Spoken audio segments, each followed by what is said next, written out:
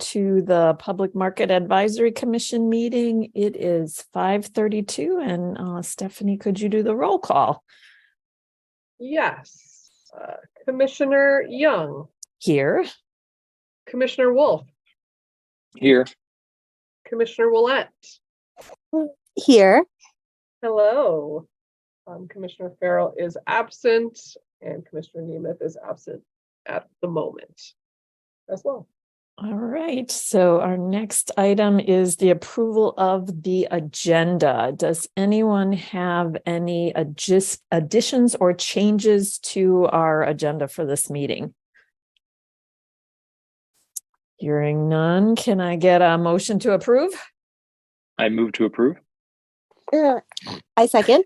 We'll take that as a second. Okay. Everybody who, let's have a vote, either raise your hand or say aye. Aye. Approve. Approve. Aye. Thank you. Any objections? And here comes Jeff, so we can wait for him. Hi, Jeff. Aye. We just approved the agenda, so now we're on to the first public comment. All right, let me see if we have any attendees, any people that want to participate in public comment. I am not seeing any as of right now. Okay, great. I did get a letter comment. Would now be a good time just to read it? It's pretty quick. Sure. Go ahead. Okay. So yeah, the comment I got was we need in-person meetings for PMAC, and they would like to continue with the winterization plans, radiant heat to start with, and then finally do not allow buy and sell at the market. So, and again, like strong producer only guidelines. And that was all of the comment. I don't know if she would want me to say who it was or not. So I'm just going to read the comment and leave it at that. And if she'd like to say more later, then that would be okay. Well, I think unfortunately part of the rule is for public comment, people do need to identify themselves. Okay. Okay. So that was a comment from Debbie Marks, the artist and vendor. Great. Perfect. Thank you. And I just want to acknowledge that Debbie had an email that had submitted a letter for the December meetings that we didn't get, or we didn't have the meeting, but we all got a copy of it that reiterates the winterization topic as well. And I actually spoke with her about this like 2 markets ago too. So yes, Great. We are all in there. Okay, great. I'm not seeing anyone else wanting to participate in the public comment. All right, so the next is the approval of the minutes from the previous meeting. Are there any changes, alterations, anything like that? Hearing none, can I get a motion to approve the minutes from the previous, so this will be from the November meeting, right? Yep. I move to approve. The second. Second. Thank you, Jeff. All right, and let's vote on the approval of the minutes. Everybody who approves, raise your hand or say aye. Aye. And anyone disapproving? Sorry, I meant to approve. That's okay. We're going to take it that way, and we're loving the extra voices. So great. All right. So the minutes from the November meeting are approved. So our next item is the regular business agenda items. So there's general updates. Oops, Stephanie, you're muted. Sorry. Yeah, so general updates with that. First one is the annual report is live. You received a copy of it. Vendors received a copy of it a couple weeks ago, I think is when it was. It's also on the website. As an addendum to that, we actually did sort of a year in review, shorter document that we sent with the applications in case people didn't have access to internet or email or the website. And that had a couple additional pieces of information that weren't in the annual report, but was mostly due to in memoriam passing of vendors as well as retirement of annual vendors. That was pretty much the only add-on. And then the year in review that just had, specific highlighted items. We figured, why not just send it as part of the application to make sure everyone had it. So that was that. I don't know if anyone had any specific questions about the annual report or its contents. I don't know if people have had a chance to look at it yet. I pretty much kept the same format that it had in the past. Obviously, there were certain data points that we did not have because a lot of that data in 2019 came from an audit that the Michigan Farmers Market Association did of the market. So we just did not have that same type of, direct reporting in terms of economic impacts and things like that. Plus, they had done surveys of the customer base that we did not have access to either. So that, if you were wondering why that specific data is missing, is because we do not have it for 2022. And it was sort of special that we had it prior. Some pretty notable things you might have seen. Food assistance sales. I think this may have been, our highest amount ever with the $20 day limit. Obviously, it was potentially higher when Double Up Food Bucks had a limitless cap in 2020 and then a $50 per day cap in 2021. But it was something around, I think it was like $120,000 of food assistance sales alone at market this year. So that was something that we thought was really great. Related to that, unfortunately, the Double Up spending daily limit is going down to $10 per day. That's actually already in effect as of January 15th. So we are working on ways to increase outreach to make sure people do know that. And again, that was due to the state of Michigan not giving anywhere near as much funding to the program as they thought. Specifically, they were anticipating $4 million. They got about $880,000. So unfortunately, it's a program that a lot of people are utilizing, especially right now. But again, we're strategizing to see ways that we can work around that. Any other annual report specifics that you wanted a little bit more background on or more context of? We really just talked about like the food truck rallies, our special events that we had, different community partnerships that we were doing, what our impact was, and things of that nature. And then some updated Greenbelt and farm statistics I added to that section as well.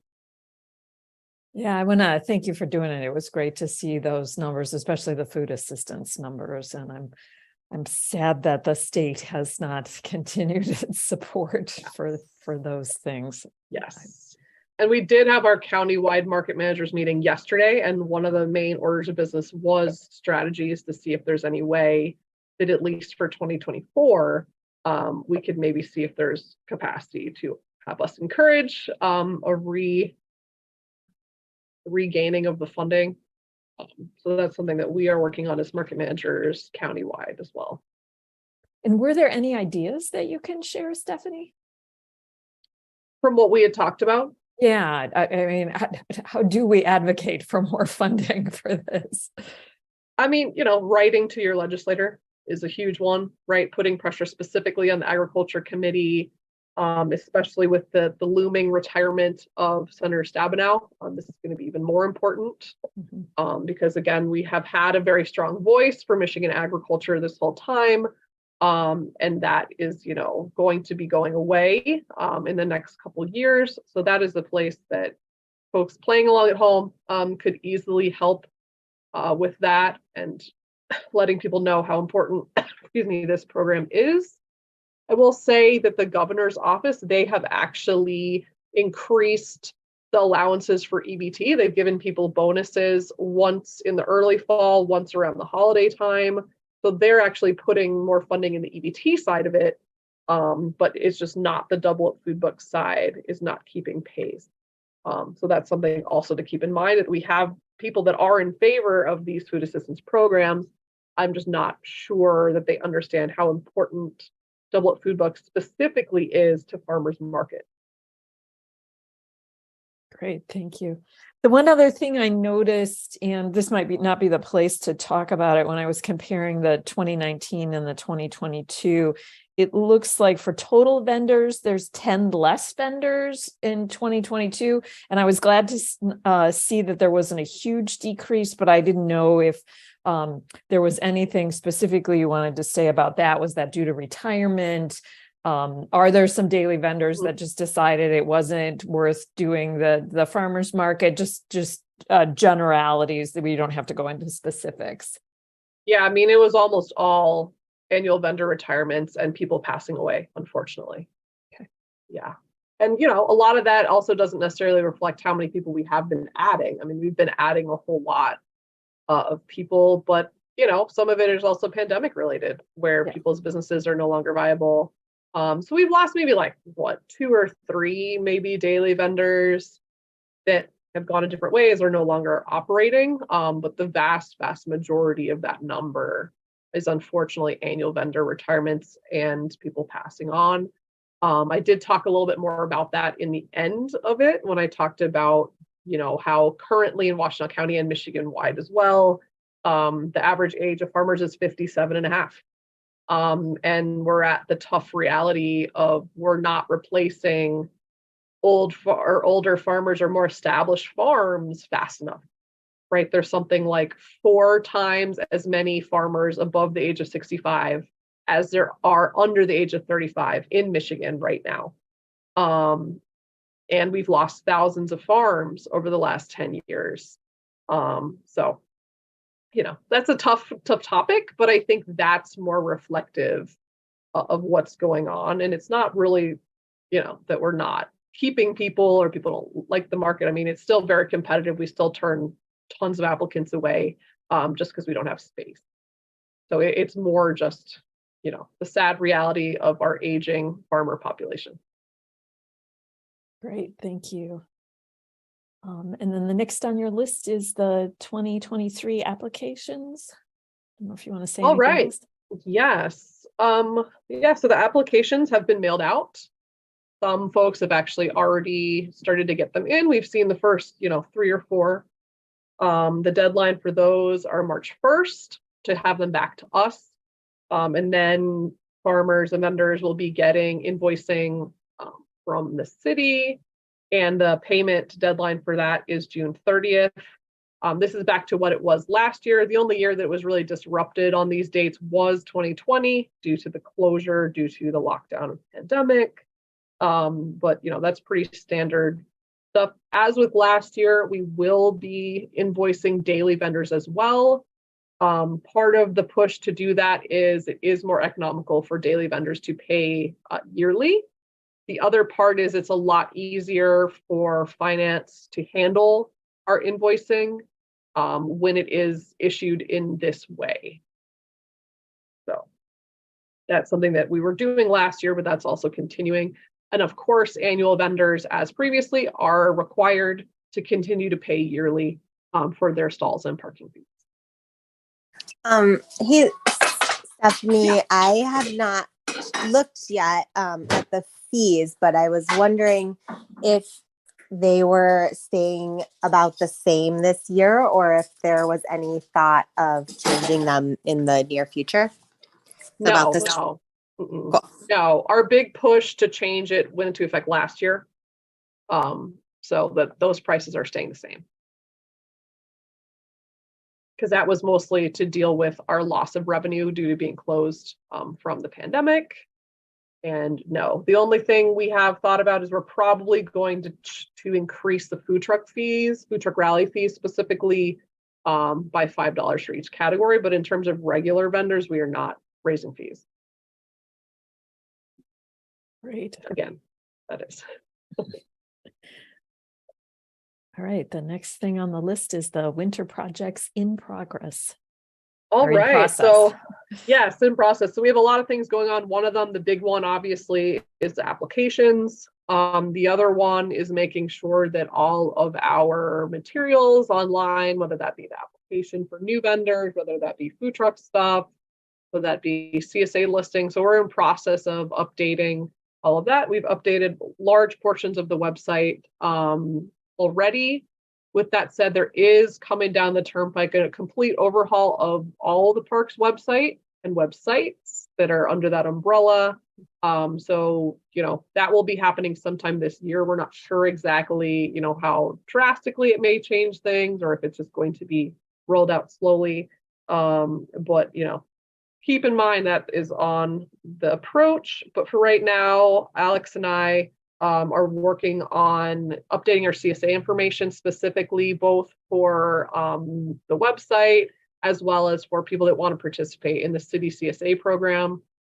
We're also hoping to bring back the CSA Day this year. We hadn't done it the last couple years because of the pandemic, but that's an email we've already sent out to try and schedule, when in April folks want to have the CSA Day again, and make it more of like, an actual event, not just telling people there's a brochure available at certain tables. And in terms of that, we're also updating all of our marketing materials, trying to do a bigger push for that. We've been trying to market hard the winter market being open, and the last few markets have been great. They've been very highly attended here, all these January markets in particular, much higher than the last couple markets in December. Christmas Eve market will go down in history as 5 vendors, the most diehard of vendors ever, in that frigid day where the blizzard was happening all around us, but not here.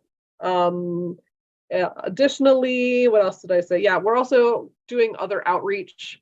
Multiple people have been reaching out to us about food trucks happening at other parks, other sites, including for Huron River Day and other events around the city. So we've been working on that. And then obviously too, we're trying to clean out and organize the office more, which is a perennial effort. And we're trying to digitize any other files that have not made it that way yet. We keep finding folders that someone left for us before any of us started working at the market. So that's what we've been working on when we are sort of on our downtime. And of course, to our events calendar, right? This is the time of year that if anyone has any suggestions, ideas for events, this is the time that we're trying to schedule them. We're definitely planning on still having Flower Day, same day, Sunday of Memorial Day weekend. We're still planning on having the food truck rallies July through October, 3rd Wednesdays. As I said, we're bringing back CSA Day. And the other thing which is exciting is we've been in talks with Edible Wow to bring back the once monthly cooking demonstrations with local chefs. So that's something that we haven't done in a couple of years. But Alex and I had a meeting with them just last week about what that could look like. So we're excited at the prospect of bringing that out. We haven't chosen a specific date yet, but that will likely be June through September that those cooking demos will be coming back to market. And I think in terms of our winter projects, the other things, of course, are just inventorying things that need repairs, other things that we haven't gotten to or the pandemic has disrupted. So, just sort of winter. Everyone else does spring cleaning at the market. We do winter cleaning. So that's just how it goes. And I think that's all I have for our winter projects item. I wonder if you could say a little bit more about the advertising for the winter market, because that's something that's always been a problem. And still, I'm always amazed that people are like, oh, the market's still open. It's like, and that I don't know how we could reach more people to let them know. It seems like, I don't know. It seems like it slips so people's minds. They don't see plants outside, so they assume that everything's dead. There's nothing here. And so. Well, exactly. And I think you get to the heart of it. It is an outreach issue about what local produce is available. People might think, oh, it's just apples. It's fantastic. But, if you already have apples, only so many more apples, but there's been so much diversity of product. It's been great. And part of that is the mildness of the winter. Things like spinach have been growing slightly faster than in a frigid cold day. I don't know if it's also a January boost where people are still riding high from those New Year's resolutions to eat healthier. I don't know if that's part of it, but whatever we've been doing, it's been working for January. We've been having really great days the last 3 markets, hoping to continue that. But what I've been doing is a lot of times we had the Edible Wow advertisements that we created, and we pretty much just turned those into flyers, and we've been posting those in more visible places that hadn't been done in a while. Of course, on our Instagram and Facebook, we've been trying to get the word out more often, I guess.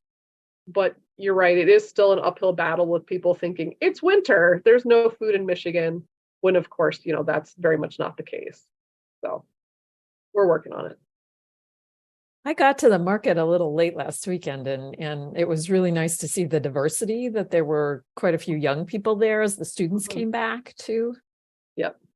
And it's still, if you get there late, most of the produce is already sold out. So sorry. But it's and of course it's that time of year too, where there's that sort of like, wait, is it open at 7 or 8? And we've had some people come like really early, like, wait, you're not open yet? And I think it's just that learning curve. But you're right. I've talked to people that have lived in Ann Arbor for decades, and they're like, wait, there's a market in the winter? Like, they still don't have any concept. So, we're working on it, but help us spread the word. That would be great. But yeah, I think that's all that I have on that item. Great, thank you. I'm excited to see the calendar of events. So, and the next thing on the agenda is the 330 Detroit demolition. Yes, so if you have been down there, you have seen that the demolition has begun. The former Teriyaki Time and DeLong's Barbecue building is gone. The former Teal building that was next door to Detroit Street and the North Star Lounge is gone. There's a giant fence there.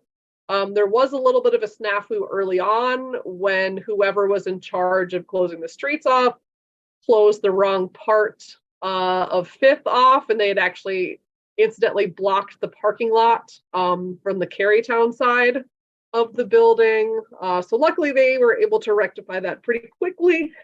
But for a minute there, they had almost closed off all of 5th, that entire stretch between Kingsley and Catherine, which, somewhat problematic. So now it's been fixed and it's just closed off from Detroit to Catherine. And, we still have had really no sign of work during market days. We're hoping to keep that the same. Obviously, we'll play it by ear when Wednesday market starts back up. And, if it's going to be too loud, we'll have to figure out other strategies, other sort of arrays of where people can be located. But we're going to cross that bridge when we come to it. As of right now, there has been no disruption from that construction on market. So Stephanie, most of the work has just been demolition. So they haven't, as I remember, they're digging down at least 1, maybe 2 stories worth. Yep. So it's going to turn into a huge hole, right? Yes. Yeah, I mean, it is already sort of a gaping hole where Teriyaki Time was. But yes, they'll be removing and remediating the site because it was a brownfield due to the 2 gas stations that used to be in that location way back when. So yeah, it is quite a large project. There's also some geothermal that is buried under part of it that will have to be repurposed. So yeah, it's a large undertaking, but again, we're hoping that it's minimally disruptive to market on Saturdays. And I mean, this is sort of the upside of them starting so late on the project. We didn't really see any impact at all for 2022. Hopefully we keep that going, and by the time it's May, a lot of the really dusty, problematic stuff is done. But we'll see. We'll cross that bridge when we come to it. Great, thank you. And the next item is repairs. Yes. So there was a project that many people probably didn't notice because it was going on inside the office building. There was some water damage and a little bit of black mold that we were waiting for a while to fix. And now it has finally been completed. I think maybe what happens is when the other facilities are closed and we're the only one open, that's when a lot of our things that we need to have happen occur. But that's great. We were very excited that the plaster has been repaired, it's been repainted. We've returned our veteran vendor portraits to the wall where they were. And that's something that, we're really happy that's finally completed, because that for a while there was just sort of very dusty and made it so that we couldn't, have all of our vendor pictures on the wall. And it just was unpleasant for us, but, no one probably noticed that unless they came in. With that said, as I mentioned before, we're compiling a list for our spring repairs. And that's going to be sort of folded into a gentleman who's working on the solar, one of the solar consultants, came by the market. I believe his name is Chuck. Don't quote me on that. He came a few weeks ago, and they're actually starting to do their assessment about the second array of solar that will be going on our roof. And with that said, in order to be able to put that array up, there's going to be a lot of repairs that do need to occur due to, sort of just rusting on columns and repainting of roofs and things like that. So we're going to try to fold in any repairs we have to do also with that project, hopefully also capturing some of that funding for solar in the process. And sort of doing that. So I'm kind of waiting for them to give me their full assessment listing of repairs that they noticed, so that we can kind of combine forces and move forward on that one. And they're planning on doing it in the middle aisle, so-called Dead Man's Alley, as well as a portion of the main aisle roof as well. So they're going to be like the other ones in terms of being on the roof. It's just a question of, are they going to be the same style as the one that we had in 2010? Probably not, because there's been a lot of solar developments in the technology since then. But, it's too early for me to say any more about that. We're just waiting for details at this point. But, it was great to see the consultant out there doing the assessment. So, do we know where the electric that is going to be produced from that, is that all going to the market? I mean, it already sort of does, and then the rest gets sold back into the grid. I don't know the full details because, again, this may be impacted by whether or not the solar utility for the city goes through or not. Remember, we had that presentation about it last year. So I think that is maybe stuff that they know, but maybe have not shared with us. So I'm not sure exactly, but I think, yes, whatever solar needs we have can be powered by that. And then the rest will be either sold back to the grid or sold into the city solar utility that will be created.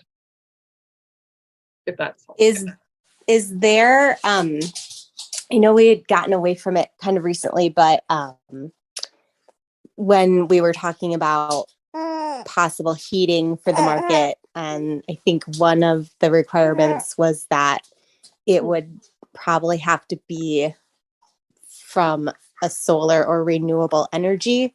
Do we know if that ties in at all? Yeah, it would, and it wouldn't necessarily just be solar. It would have to be electric to be in line with H2 goals. So it couldn't necessarily be gas per se. But I'm not sure what the wiggle room is for that, because again, the city is in a huge push now to require all new construction to be fully electric. But then of course the issue with that is the grid itself is not robust enough to handle it. And what are some strategies that the city is taking more broadly to reduce those pressures? Because again, what in essence it would create would be a situation where, yes, we might not be pulling from our own city grid, but we may be relying on grids in the surrounding areas, which would then, increase their emissions for our use, right? So it creates sort of an equity issue too. And I think that's something that the city is still trying to figure out And there is an OSI person who is actually in the building department as well as the green building expert within the Office of Sustainability, where I think they're helping, work through those issues. So in essence, yes, it still constrains us that we would need it to be either fully electrified, whether that comes from solar or whatever source is up in the air. But yeah, I think, the gas heat line may be difficult, but still I'm waiting to hear back from the parks planners on if they have any updates for me. Great. Yeah, I was just curious if the extra energy that we were able to generate with this new solar might be enough to help with powering something with the project we had been talking about. But it might be a little early to say. It's early to say, but that's a great question. And it's one that, I will ask them once I get that list of repairs back from them. Great. That's exciting. I also keep thinking about those geothermal wells that we learned about when they were talking about the construction project. And if we need heat, can those be a source of it too? But that was so vague. A little bit, I think the issue there is that, that's a private property per se, like it's not, so I'm not sure. But interesting question. Yeah. I think that's all we can do is just keep asking questions. Right. Yes. Great. Okay. All righty. And then you had mentioned that you were compiling a list of spring repairs. Yeah. Yep. And ordinarily, it's pretty much like walking around the market and seeing where the concrete is crumbling this time. And that's what's interesting about this is, we identify ones, they fix it, and then we see 3 more. So it's just the nature of our older space that we're going to be continually having to do these sort of routine repairs. And, we have to wait till spring because in the event that it may get cold, even though today was almost 50 degrees, that's something that we need to keep in mind. So if there's anything else that people can think of that we may have missed, that vendors have seen and maybe have told you about, Stephanie or Jeff, or you've seen, please let us know. We're trying to be as thorough as possible with the walkthrough and giving them a specific itemized list of, concrete cracked in X stall. It's also looking pretty bad over by the vendor parking area on the back side of the office. And they're aware of that. I think it just needs to be submitted as a, kind of like a big list so they can do a larger undertaking. There's also been, a few issues with the water pressure in the office and in the bathrooms. They were out to work on that this week. I know that the urinal was having problems in the men's room. It kept sort of looking like it was going to overflow, but then wouldn't. But then I think it was just an issue of a valve needing replacement. So, basic things like that we're doing. But the main focus, I think, is probably fixing concrete, obviously the most trippable and problematic areas around the market. Is there some mechanism for soliciting from the vendors, just kind of their any, like a feedback box or a repair box of fix it? Because that might be useful that they're in it for longer. It's like, oh, but only every 3 minutes there's something else weird that goes over here that may be harder for you to see. Not formally. I mean, most times people will tell us, they'll say, hey, look at this right here. The sidewalk's not even, my stall is sinking. It was higher before, so people are very active in terms of talking to us about these things. And the door they know is always open, but because I just worry if we put like a comment box or something, that might not necessarily be that constructive, I guess. Just in terms of like what people might put as commentary, not serious things. Yeah, and I'm just thinking about the feedback we got when we put the feminine products in all of the bathrooms. We got, a lot of sort of not constructive comments. But it's an interesting idea. But that's sort of why I'm putting a call out to Stephanie and Jeff and anyone else that talks to vendors if there's anything we missed, which we probably didn't because we're doing a walkthrough and we try to be on it. But yeah, just let us know. And actually, just to clarify with that too, I've been trying to figure out for just general process, kind of how to approve that? Is it just that they should bring those to you? Is that how that Yes. should go? Mhm. Okay. Correct. Yep. Yeah. Because then Just email you or call you or drop off in just person. Yep. We're just talking to us in person. Yeah, because what we have to do is then we have to submit a work order to park operations. And then that's why there's a lot of delays sometimes, because then we are on their schedule in terms of what is being repaired, right? Because with all the different facilities, all the different parks, and they are also very short staffed. So they're pulled in multiple directions. But yes, that's the process. Let us know. We put in a work order, and then the ball is rolling from there. That's usually how it works. Great, thank you. Yep. And the next thing is the rules update. So sign-in process, and all the rest of the things. All the things. Yes. So the first two non-controversial ones we'll say is the sign-in process and the transfer of seniority. I'm waiting to hear back from legal for that. That's our sticking point. I'm waiting to hear from them that has got the green light. And once it does, we'll be able to present that to council. I submitted the request for the sign-in process one back in October. If it gives you a sense of the timeline. So I did check back in with the lawyers who are looking at it earlier this month. Who I think the person that was assigned to it is actually on leave, but it's on their radar. So we're just waiting for them on the green light for that. And then we can get it into council, and then we can get that, officially changed, because again, these are changed, but we're still waiting for that final stamp of approval. So that was the two pieces of that. Transfer seniority, that's also really easy because that was just a numeric change that doesn't have any legal impact at all. So, but then the other one was we were sort of partially done with the conversation with the artisan. So I didn't know if we wanted to just kind of table that for now and just keep it at the 12 that we had talked about, or no, I mean, excuse me, we're moving it up from the 12 that we had. And I just didn't know if people wanted to talk about that anymore, or if you figured, it was good enough what we had decided before with allowing the 2 stalls for the vendors that wanted it. So it would bring it up to 18 and then just calling it good. But that was just sort of my not sure, where you all wanted to go with that moving into 2023. I had just one thought on that. And I think I sent an email a while ago. Just my concern was about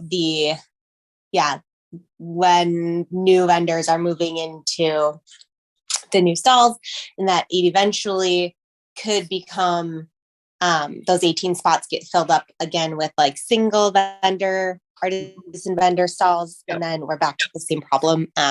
So I think my only question was, did it make more sense again to like limit the number of artisan stalls to 12 or 13 and then say that they are allowed to have a second stall?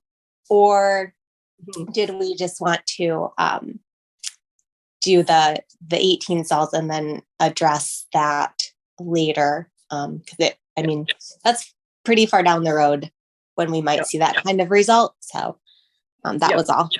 Yep. Yeah, I think that's a good way to present the decision. Yep.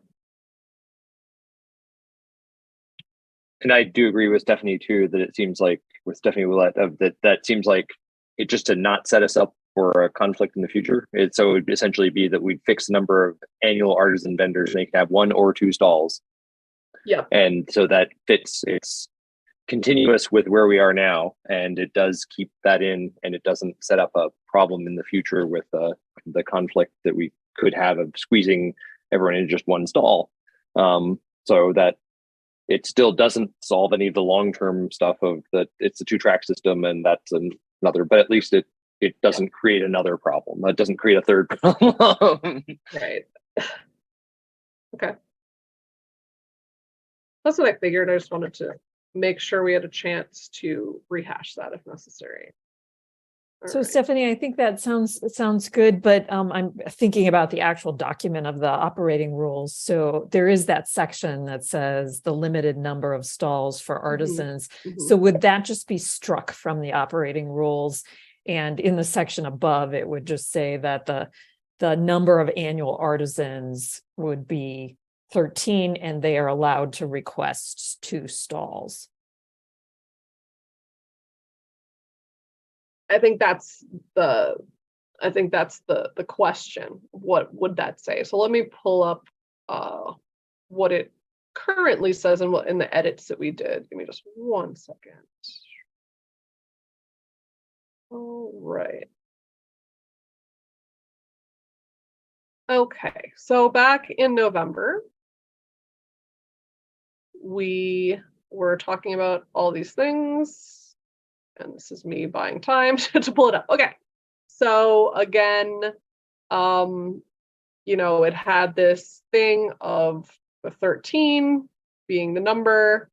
So that what we had done in the edit is that we had changed artisan section letter B. Can you share your screen? Are you sharing yes. your screen? Sure. Good point. Oh, right. I think it's this one. Yep. So you can see what is highlighted. The change that we had B saying an artisan with annual vendor status may be assigned a maximum of 2 stalls annually. And then C was the other item, which we had said, the total number of stalls shall be 18. And then the total number of stalls available shall be 124, right? And that was to be updated both by the removal of the ghost stalls that don't actually exist, and also reflective of the specific vendors that wanted. So we took out the 12 and turned it 18. We made the 1 stall to 2, and that was a number. And this is kind of like how we left it. And for me, the 18 number of stalls, my only concern is if we, don't have a cap at all, then does that really address the concerns that many people have shared with us, that there would in essence then be nothing, constraining artisans from getting more than that amount, right? And obviously that begs the question of, we're clearly letting in way less artisans as a proportion of the market as is, but that's, I think, where we left this. Is that something that needs to be, sort of written into the market manager sort of directives or suggestions, or is that something that needs to be fleshed out here? And I think that's kind of where we left it, specifically on letter C, because B, that one's clear. I guess I would move for the C being the total, instead of saying the total number of stalls, just have the total number of annual vendor artisans will be X.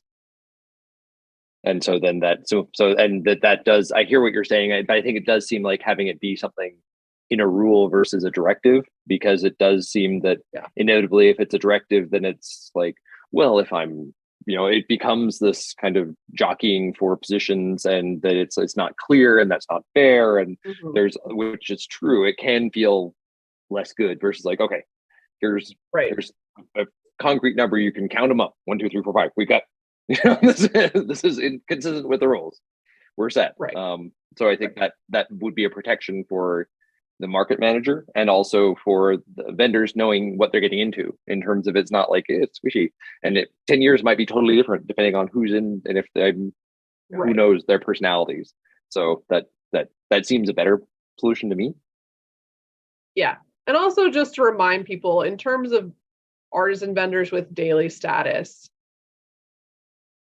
there's Stephen Kennard, there's Vogue, there's Tiani, and there is Zilch Apothecary, and that's it. So, I understand the sort of long-term concern that maybe this could turn into 18, total annual artisans, but at this moment, we don't even have that many artisans total at the market.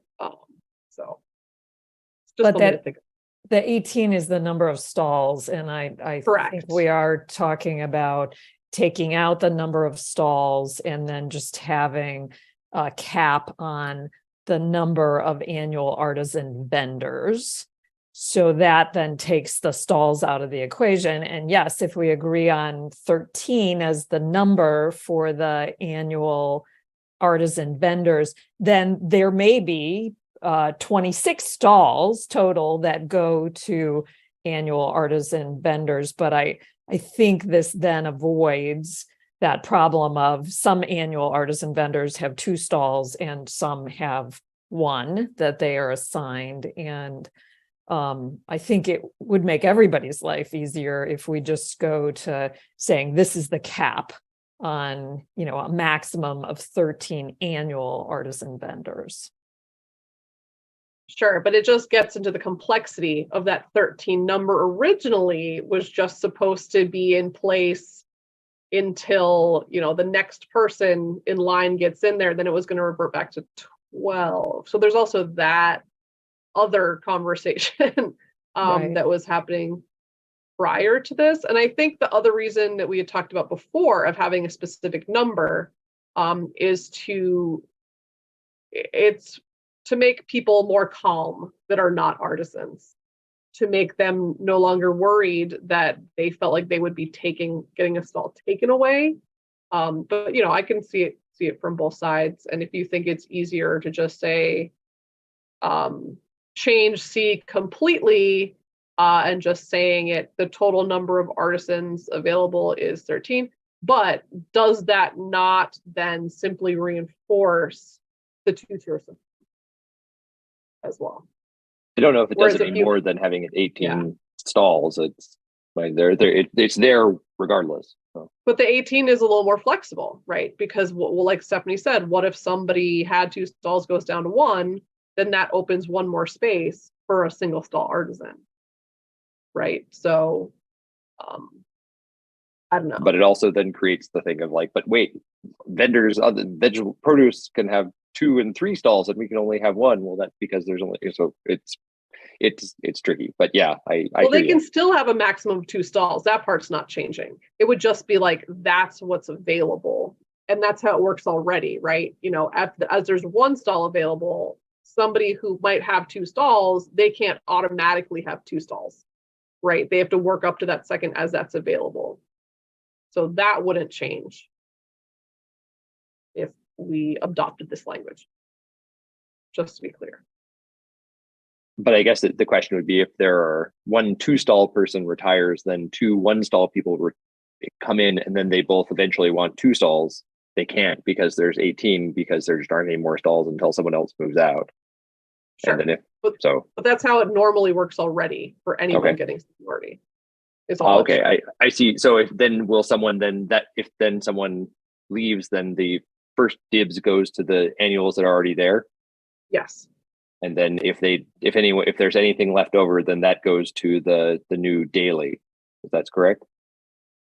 Well, I think it depends. I think it's the reverse of what you just said, is that if there's stalls available, they go to the next person who's getting annual status. And then if there's left over, then people can get an additional stall. But the point is that they have to be available. There has to be enough of a surplus, because how it works is that when stalls become available, we need 2 available per person, right? So say there's 16 stalls that came available, we would only offer that to the next 8 vendors, so that there can be the chance to get an additional stall. It doesn't always work that way because not everyone wants that, but that's more how it would play out. Mm-hmm. Okay, so it's more complicated than I understand in terms of how you advance those. Yep. Mm-hmm, mm-hmm. Yes, it's all very complicated, which makes it complicated to change. So, I think we're agreed on the same thing. It's just how are we going to say it is really the sticking point. Are we going to present it as a 13 maximum number of vendors with artisan status, which would in essence be this number? Oh, but it could also be higher, right? Say if we had 13 vendors with artisan status and they all wanted a second stall, then that would no longer be 18. So I think that's another reason why people had thrown out this number before. But again, I'm just explaining both sides as we were presenting it back last year, and the reasons why people had put forward each number. So I'm not sure. So let me just summarize. The decision point is whether we want to limit the number of annual artisan vendors, or we want to have a limit on the number of stalls that are available for Correct. Annual artisan vendors. Correct. Stephanie Willett, you walked us through this before, and I think Peter and I would love to get to a place where we aren't revisiting this in another year. So I would like to invite you to add any suggestions. Oh gosh. Sorry to put you on the spot. No, it's like something that it's like such a hard, complicated topic. Yeah. I mean, I think the fear, like Stephanie was saying, the fear with capping the number of artisans, but saying any of them can have 2 stalls is just that then the potential total number of artisan stalls is higher than 18. It could be 24, 26, depending if we pick 12. Yeah. And I think that, we're trying to avoid, we started off with 12 stalls can be artisan stalls, and that's a big jump, without, talking about a totally different solution, like integrating the list or something. And I think we said before, we don't want like a huge jump. We're trying to avoid that. But I do think, like I said, I think my worry is just over time, it'll become 18 single stalls, and then we'll be in the same place. And so my personal vote would be to cap it at 12. And then 12 vendors. 12 artisan vendors, like it's always been, like is in the rules currently. Well, but technically 13 right now. It is 13, right? But we never Yeah. changed the rules. So, because I think, like we said, we were going to go back to 12. So I would say go back to 12, which it was originally, but allow everyone to have a second stall if they so wanted to. But that would be my vote. But again, it's complicated.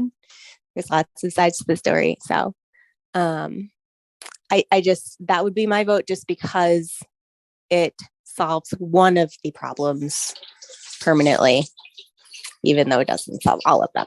And yes, there's potential for there to be 24 stalls total if everyone decides they want 2 stalls that's an artisan. But like Stephanie said, that's not the case right now, and won't be the case probably for a long time. The only other thing I could see would be to cap it at, like, cap the number of artisans and cap the number of stalls. So, but again, that doesn't solve any problems permanently. Yeah, my only negative there is if we say the 12 thing and that's in the rules, but we're currently 13, we're already undermining what we're saying. So like, I hear what you're saying, but to me, I just wouldn't be comfortable with that. Because again, if we're going through this whole process to update it so that it matches current practice, if we're going to go there, I think it would need to be 13, just based on the way that it currently is. Because again, like it's not going to revert back to 12 until we have somebody retired. Right. And then that would mean that would shut the door immediately on the next person in line that's been waiting patiently too.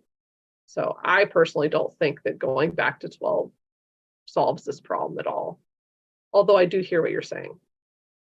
Yeah. And the reason I would say go back to 12, which is again kind of unfair to the next person waiting in line, is because we said we were going to before when we did the resolution. That's what the resolution said we were going to do. That's what we promised we are going to do when we went through this last time. And the total number of possible artisan stalls is 24 and 20 instead of 26. But again, it doesn't reflect what we're currently doing, which is the 13 vendors. But that was supposed to be a temporary resolution. And we said we were going to go back to 12. So that's all. That's my 2 cents. I do remember that too, there was a lot of discussion about how to resolve that question, and with the idea being that was an exceptional circumstance. And so as to make a one-time exception, which again, this is the danger of one-time exceptions, is that then it causes future problems as to, well, it becomes permanent or it doesn't, but then people are, but you said it was temporary, but now it's not. So yeah.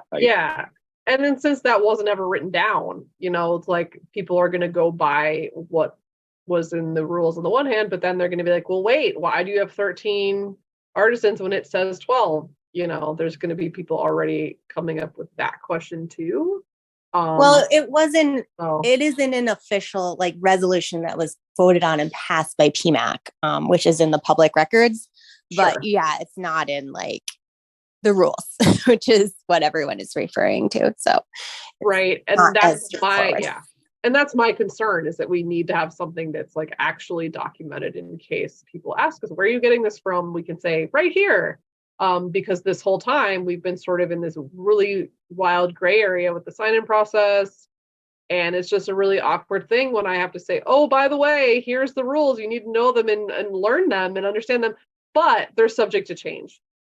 I think that also almost automatically undermines the authority of the rules sort of beforehand. So that's my concern really too, is that whatever we say in the rules is actually what we're doing, and we need to really try and get rid of this rift between practice and rules as much as possible, even though I understand where it came from.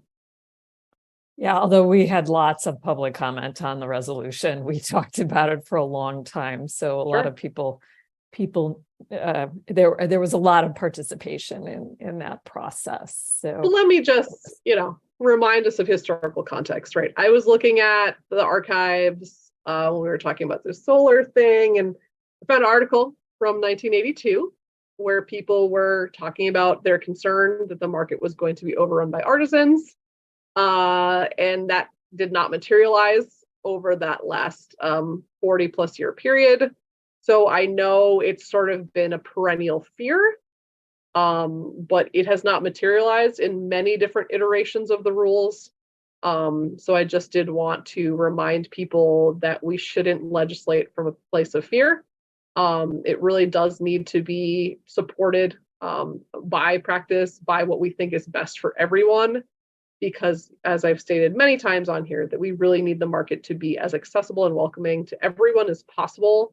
And I just don't feel comfortable with things that go in the opposite direction, especially if we're going through the process of changing a rule. It seems to me that we need to be more inclusive, not less so. But obviously y'all are the ones that vote on this. And I think with the 12 versus 13, Stephanie, you are the one that is talking to our vendors every day, and you have sort of the pulse on it. I think that 12 or 13, I would support either one. So. I'm in the same boat too. I think actually any of these are within the feasible space. I think one thing too, from our last meeting too, I just want to make sure that we got it out to people so that if there are any final comments that could come through on the final written document. And if I'm curious if anyone else did hear anything else. I heard nothing. I haven't heard anything. Did anyone else hear any comment or about that? Mm-mm. Okay, so that implies too that I take that as that we're kind of in a space of equivalence in terms of that we're in that kind of the gray middle area where things are kind of roughly equivalent, which is sometimes hard to decide which shade of gray you want, but that it's domesticated gray. So right. Okay. So what I'm hearing is that that we've mostly been talking about the cap on the number of artisans. And I hear that Stephanie Stauffer is suggesting that we change it to 13, have that, but should we take out the limit on the number of stalls that can be assigned to annual artisans? And I think, so that we don't have to revisit this issue again, I would suggest that we take out that clause and we just say, here's the limit on the number of annual artisans, and that those annual artisans can request up to 2 stalls.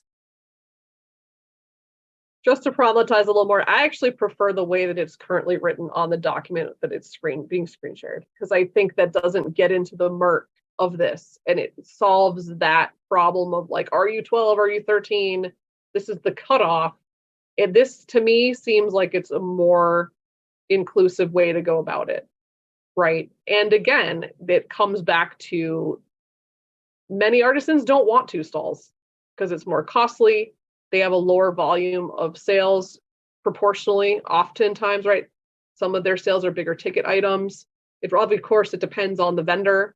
But if we're talking about sort of like, artisan products that are non-tangible, like non-soap things, I think that's part of it. I mean, I don't know, right? Tiani will want a second stall, but of all the 4 daily artisans, nobody else uses a second stall. And they could. As a daily, there's no cap on them doing anything if the space is available, right?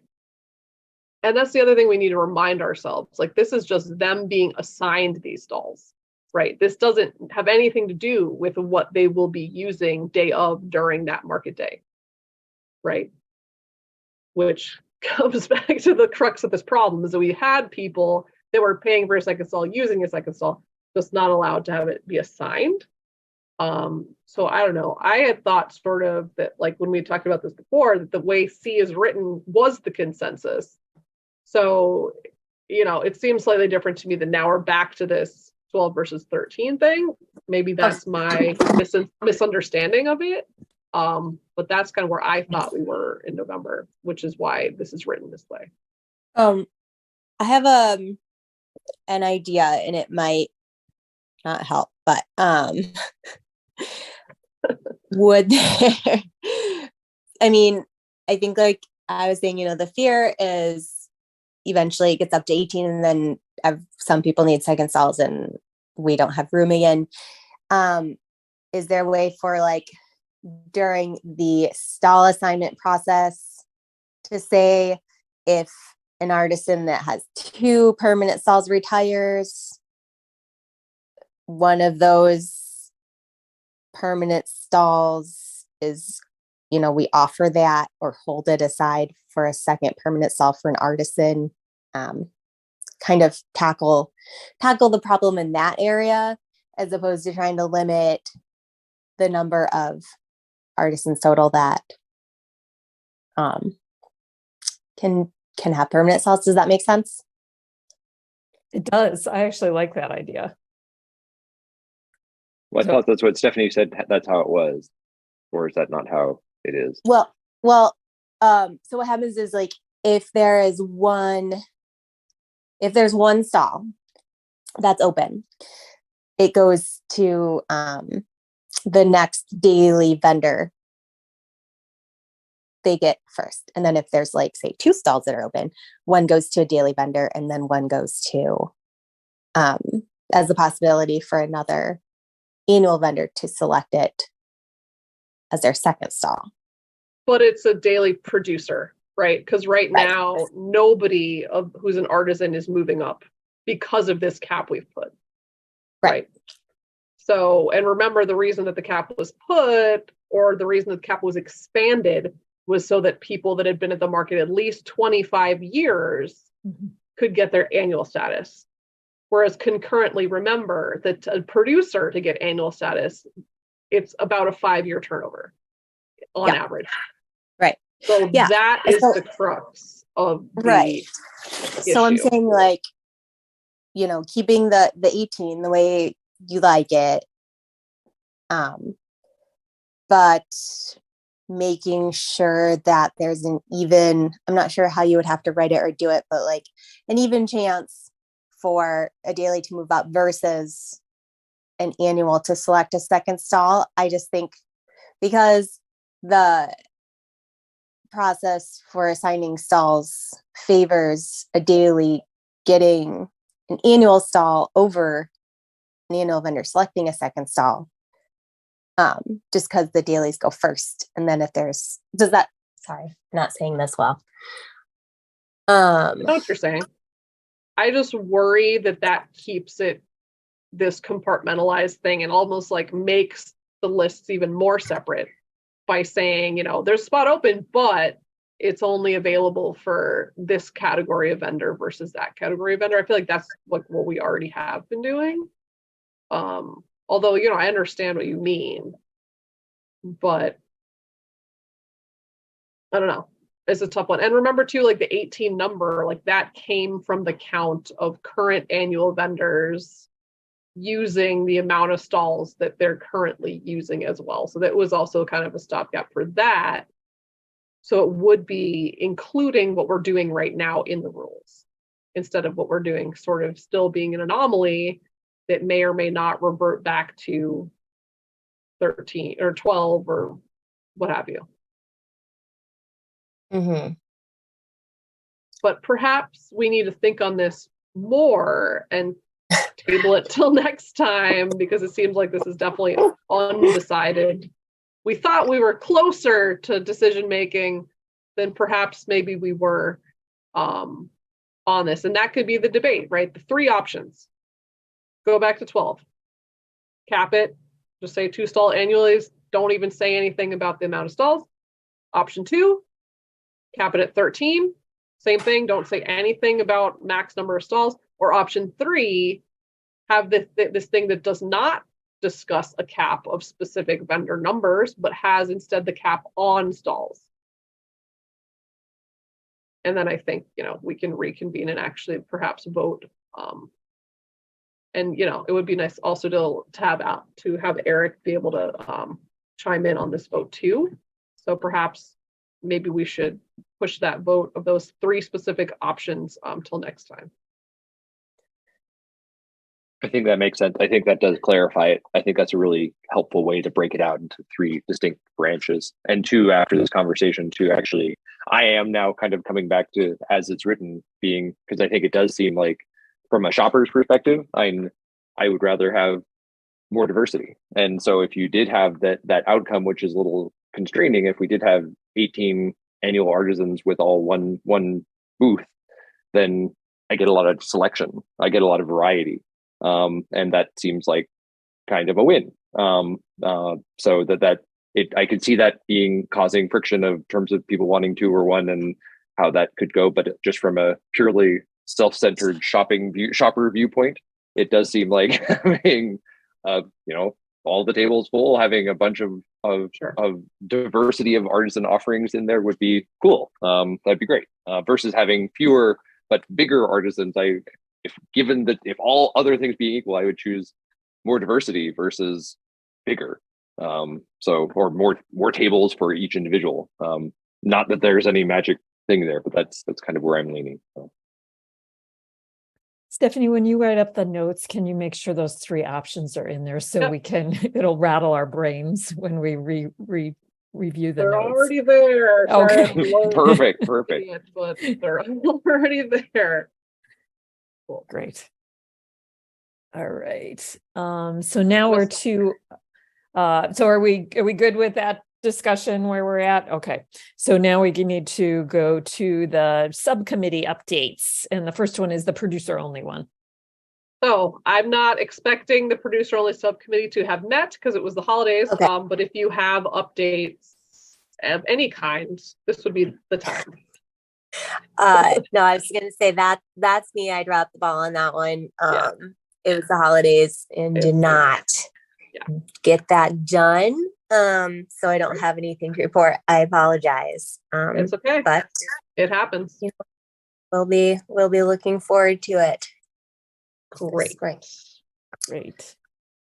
And then the next one is the bylaws that I dropped the ball on, but Peter ran with it. So he's going to do the update.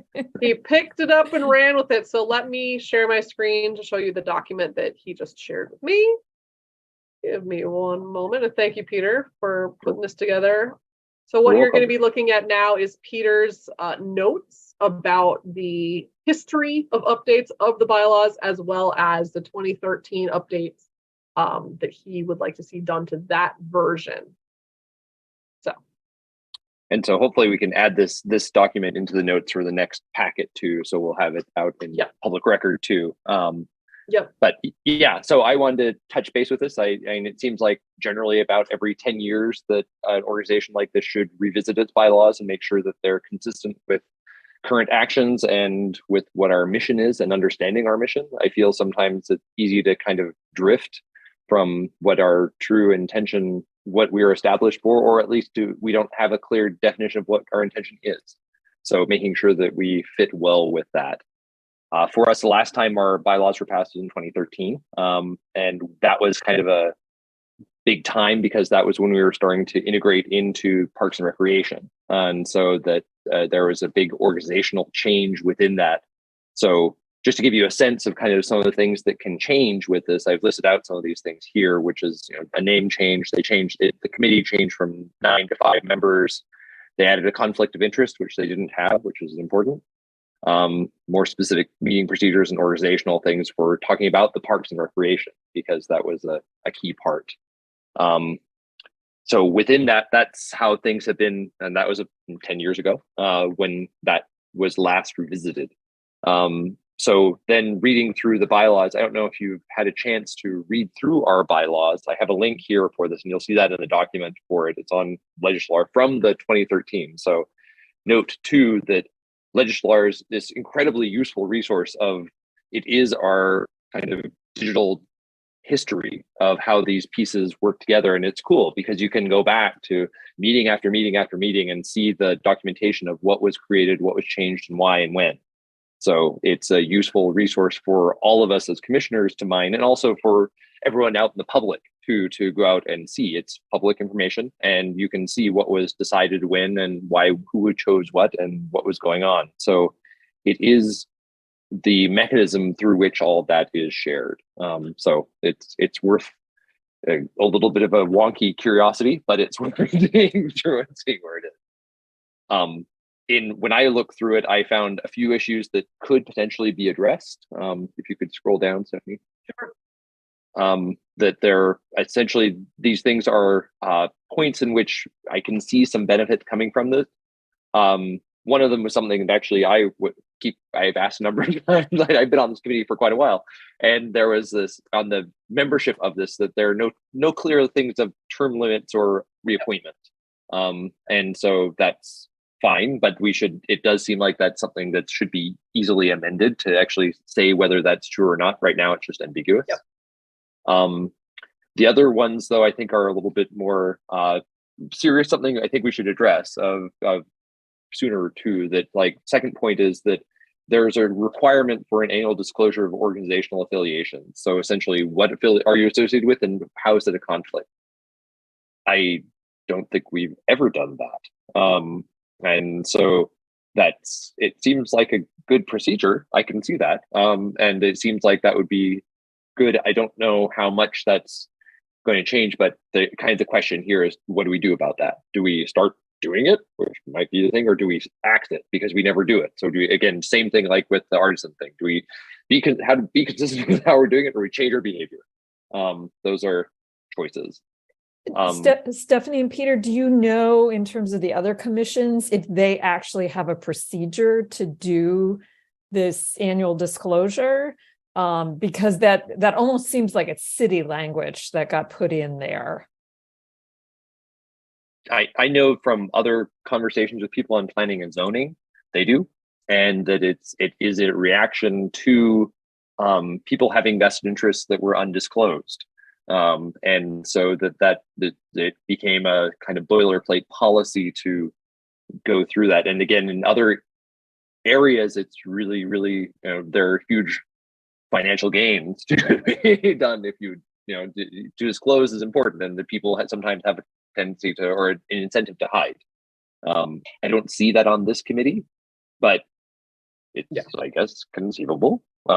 It doesn't seem hard. I assume it's just like a sheet we send out every year, and we say, list all your affiliations and list whether it's a potential conflict of interest, and then we'll put it somewhere. The only thing is I don't know what the mechanism in terms of like who takes that, what do they do with it, and is it something that we all get? Is it something that just goes to the market manager? Is it something that goes to someone, the mayor? I don't know.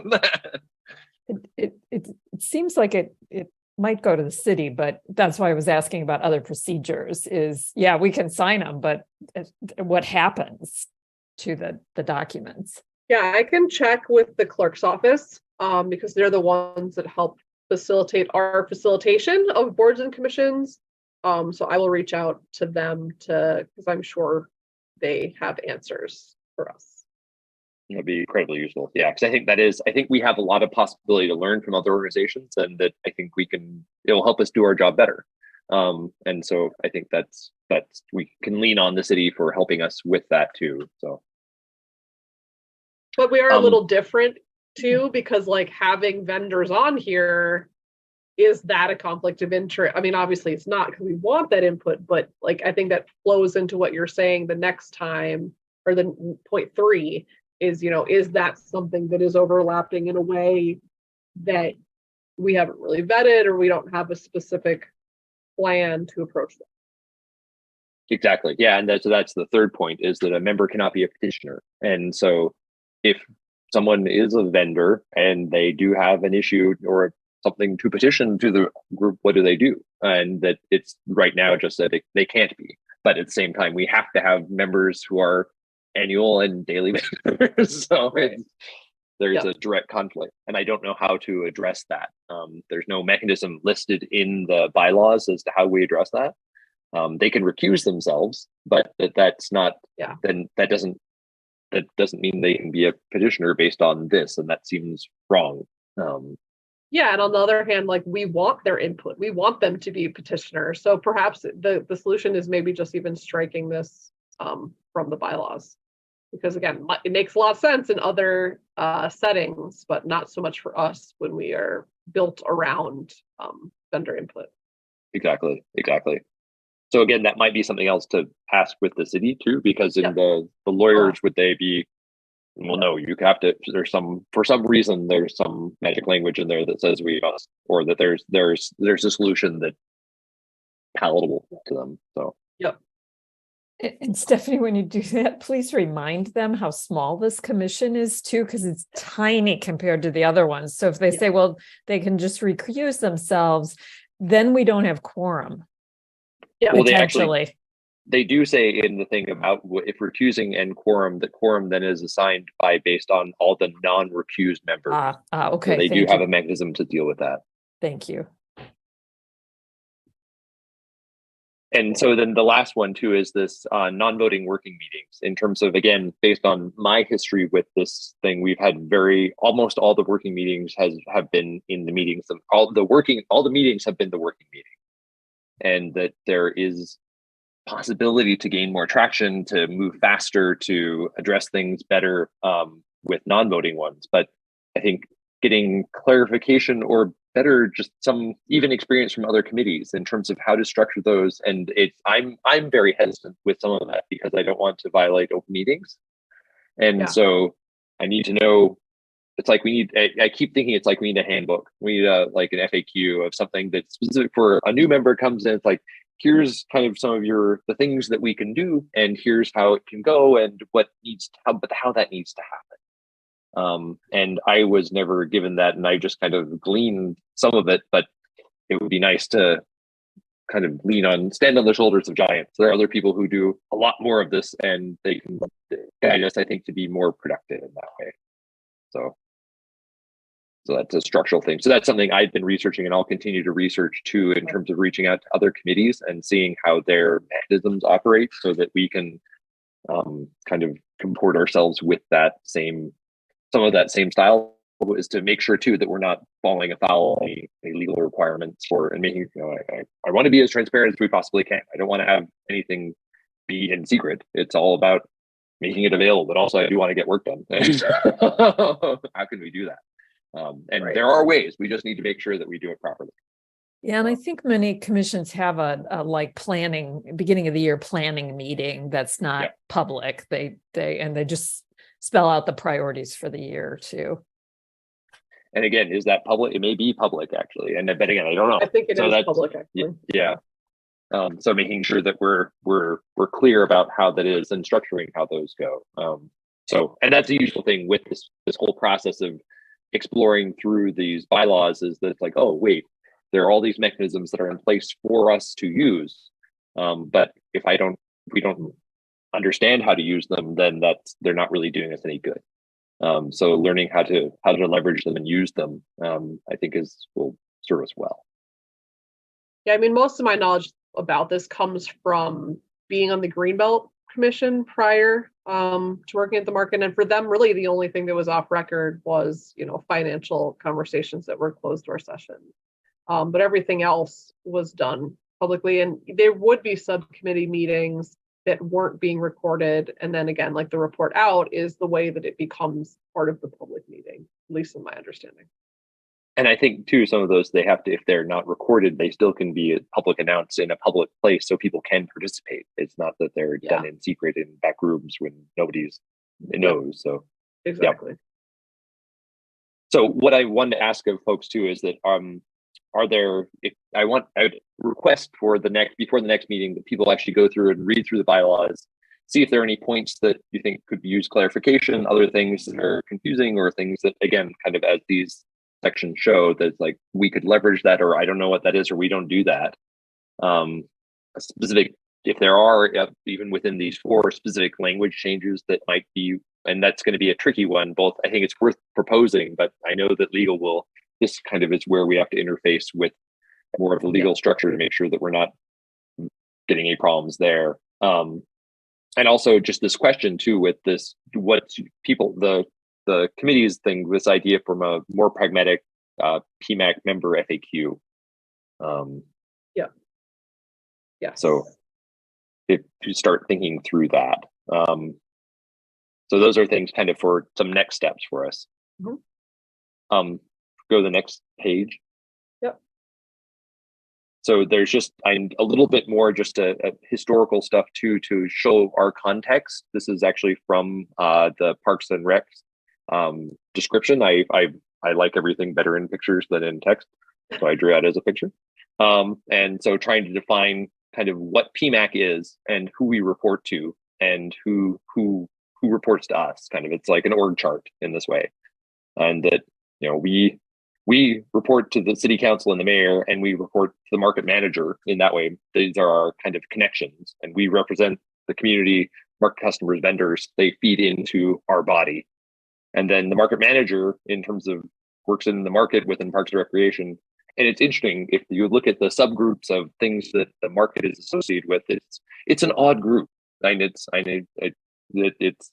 swimming pools and facilities, cobblestone farms and senior centers, and it's a kind of mixed bag in there, which I think is relevant for us to know too, in terms of when we're requesting funding or infrastructure, and what are we classified as? What does Parks and Recreation think that the market is, and that in what kind of priority would we stand in that? So kind of understanding the language of the organization in which we operate, or in which we advise, I think is helpful in that way. And if you scroll down, there's a little bit more descriptions. Actually, these are from Parks and Recreation as to what they define us as being in their little spiel with this. So it's interesting to see where those go. So just again, learning kind of putting ourselves in context. And so and I just wanted to add that there's been a little bit of a change to this flow chart up here based on the new deputy manager being hired. My direct boss is actually the Parks and Recreation manager, whereas they've split it up sort of. So some of the facilities now are directly under deputy manager. Some of the facilities are directly under Parks and Rec. And that's just a change based on a new hire for deputy manager. So in essence, we're straight to the top without the middle. So okay. And so does that's that have does that have impact in terms of how you operate or how we're in terms of your experience? It's mainly that my boss, who was the deputy manager, was promoted. And because the market is such a strange animal in the mixture of all the other facilities, he had all the knowledge about our strange, grant reporting stuff for adult food bucks and things that don't really fall under the wheelhouse of the new deputy manager, who does have a very strong athletics background. So I think that's potentially part of it.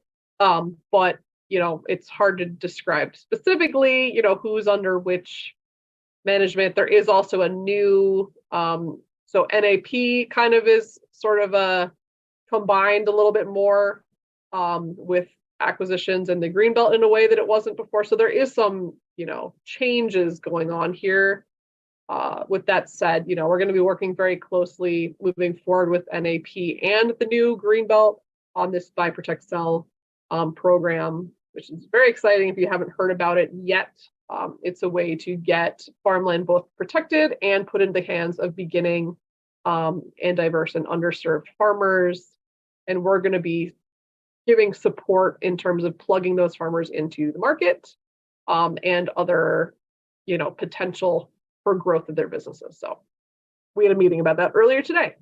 So if that gives any more context. So things have gotten a little more complex due to different hirings and different retirements. But in essence, yeah, similar.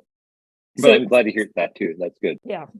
So Stephanie, Peter's beautiful chart. So everything in the gray box is now under the deputy manager, and then you have a straight line to the parks manager. Not everyone. They divided it. So some facilities are directly to Parks and Rec manager, some facilities are deputy manager, and some are to Remy, who is sort of the supervisor or the manager of like NAP, which was a position that did not exist before. So he's new to that within the last year. So it's hard to describe without going into a large explanation about the structure of parks. But it is a way of kind of sharing resources and making sure that the new deputy manager can learn all the sites. But for us, it's simply because, Josh already knows all the stuff about market and it's very complex. And again, not really like any of the other parks facilities. So I think that's partly why. But for example, I can tell you the senior center is still under the deputy manager. I think Cobblestone might be under the parks. I would have to look if you're curious. It doesn't really impact us too much here. But yes, if you're curious, I could give you more information. Cobblestone was one of the other places I was wondering about, just because it may have some parallel functions to the farmers market. So. Which does, I didn't hear what you said. Which one? Sorry? I didn't hear what you said. Which side? Yeah, I mean, Cobblestone is the one that I think of as maybe having some analogous functions to the farmers market. Well, I mean, they did when they had a farmers market, but now it's much more event rental. So yeah, we work with them a lot on, they're the same people that oversee all parks rentals, including rentals of the market. So, these are not all siloed, there is a lot of cross-pollination and work across multiple, like we partnered with the senior center, as you saw in the annual report, on trying to raise awareness on our Senior Project Fresh and other senior access programs. So there's a lot of overlap. I actually had one question too, which I couldn't find, which is where the artisan market, the Sunday artisan market, who oversees that? It's not a city entity. They rent the space from us. Oh, interesting. Okay. Yep. Yeah, no. So they're basically like a parks rental. Yeah. Okay. Interesting. Yep. Yes, separate entity. But yes, people are confused about that all the time. They think we also run it, which is partly why I've added a lot of information on our website about how artisan folks can access that market. Also, anytime there's someone that applies to us who's an artisan, I pretty much just send them directly to that market, which is another good valve for us making sure that we won't be having, more artisans than food producers at the moment. But that's an interesting model too, in terms of it's like that we rent out the whole space to someone regularly. It's like you could have a Tuesday market, you could have a Monday market, you could have a Thursday market of different specific subgroups of things that would be, I don't know, it's interesting because we don't, that's the only stable other thing that we have other than our own use. It is also unique though, because their market manager in a separate role works for Parks. She actually works for Cobblestone. Oh, interesting. That's sort of a coincidence, but that's another reason why it's sort of a special situation, because she is connected to all the broader Parks entities, but officially, so that's partly why, it's different. We're able to share space with them in a way that we couldn't with something that was just, a rental, if that makes sense. All right. Yeah, so that's what I've got. So if people could look through that document and look through the bylaws, and we can discuss a little bit more next time and see. I'll come back with a little bit more research too, and we'll see if we can craft something that might bring us up to date. So. Great. Peter, thanks for putting all that together. So. Happy to. Yeah, thanks. That was great. So we are running out of time. And we do have two things left. One is the second public comment, and then the other would be, according to the calendar of how we're supposed to do this, it's time again for board officer elections. So I know what we did the last time. We just sort of threw out who's going to be the chair and vice chair nominations, and then people sent me their vote via email. And if that works for people, we could do that again. That's also another way that we can make it easier for Eric to participate. But I don't know if people have a floor pitch, if we want to change, if there's changes people want to do, if people want to nominate whoever, if we want to keep it as it is. And if you think that's not enough time, we can also table this whole conversation until next meeting too. It's up to y'all. I don't have strong opinions. The one thing that I thought was great that Stephanie Willett asked for last year is sort of people's willingness, and if they had conflicts coming up. So I guess if we could just do, if anybody wants to share out anything real quick, let's do that, and then we can move to public comment. So I don't have strong feelings. Yeah, I don't have strong feelings either.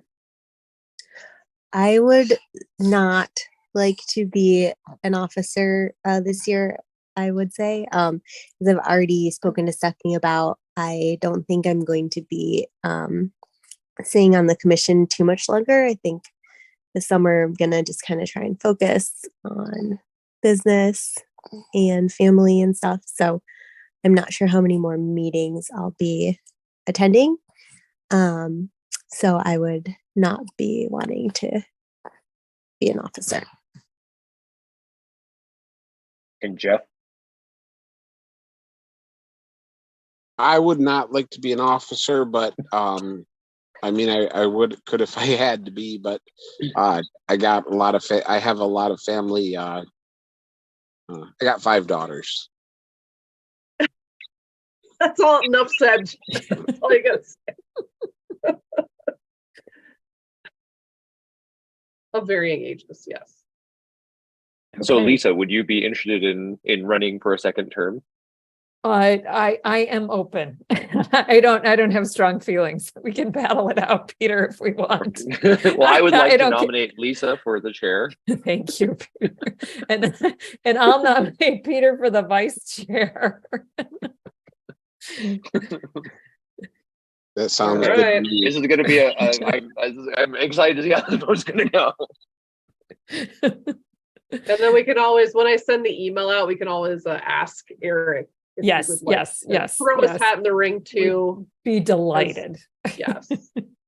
Great. So then I'll just send an email out saying, these are the nominees. Eric, would you like to join? Send me your vote. And then we will go from there. Great. All right, so I think that means we are at public comment. Are there any people that would like to give a comment? I am not seeing anyone. Okay. So there was just one thing that I just wanted to bring up in new business, which we skipped over, and I'll keep this really quick. I was listening to the PAC meeting, so the park meetings, and a question came up about some of the grants they were applying for and whether some of that funding could apply to the Ann Arbor Farmers Market. One of the commissioners brought that up. And Josh said that, and this was in October, that he was going to come back to us to talk about needs for the market. And so I just wanted to mention that so we could all start thinking about that. And Stephanie, you did a nice job summarizing in our November notes that we had talked about having, either Hillary or Josh come to talk to us, because my understanding is there's a lot of grant money out there now that we could explore for looking at the winterization infrastructure project. And I would like to explore those grant options before the money goes away, and before we don't have Debbie Stabenow again being a big advocate for local food in Michigan in particular. Right. All right, I can follow up with him. That would be lovely. Any other items? I think hearing none. We can move to adjourn, and it's 7:08, and I want to thank everybody for all their hard work. Thank you all. Thank you. Great. Thanks, everyone. Thank you. Bye.